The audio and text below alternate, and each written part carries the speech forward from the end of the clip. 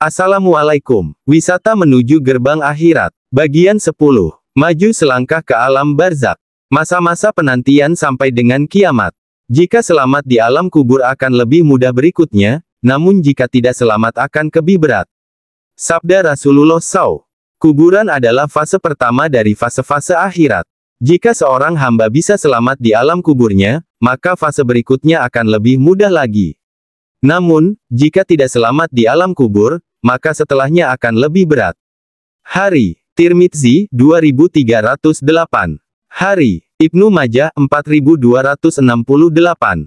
Hadits ini menjelaskan pentingnya keselamatan di alam kubur sebagai fase pertama dari fase-fase akhirat.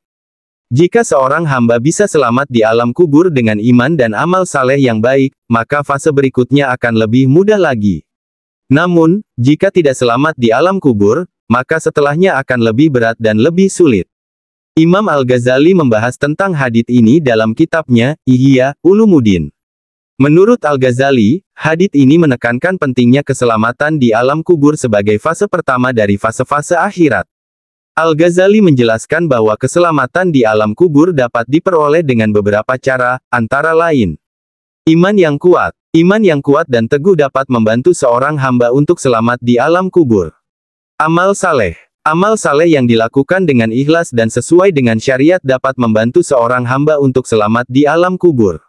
Mempersiapkan diri. Mempersiapkan diri untuk menghadapi kematian dan alam kubur dengan memperbanyak amal saleh dan meningkatkan kualitas iman dapat membantu seorang hamba untuk selamat di alam kubur.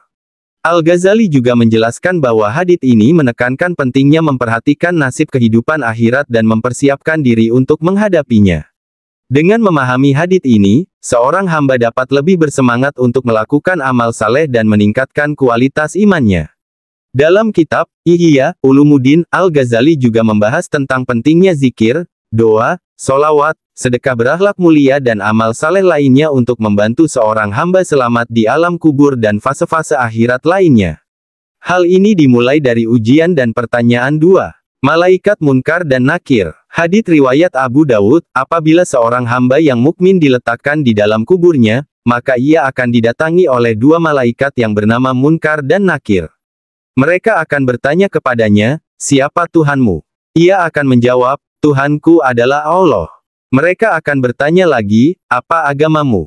Ia akan menjawab, "Agamaku adalah Islam." Mereka akan bertanya lagi, "Siapa orang yang diutus kepada kamu?"